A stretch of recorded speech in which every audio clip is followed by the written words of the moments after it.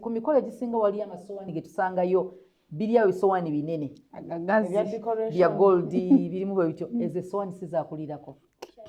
They are called charger plates. Si kucharginga. Charginga masuwaani gano ge tugenda oliirako. Ekisooka ng'oggyeko decoration zikola nga table mat eri modern. Ke baliiridde wansi ne kutulako essowaani n'otuuza okwo. Era bw'ogisanga essowaani togiggyaawo. K'otuuza essowaani y'emmere. Abasinga abamu okwagala. Era bwe tunaba tutandisa eby'emmere tujja gisaawo. Tusewo table mat. Bwe basala keeki oli n'aleeta. Muleete essowaani ne bayiwa okwo. Kati gwe mugaso kati tugibale ng'akagoye ke tuteereddewo okutereezaako essowaani yo.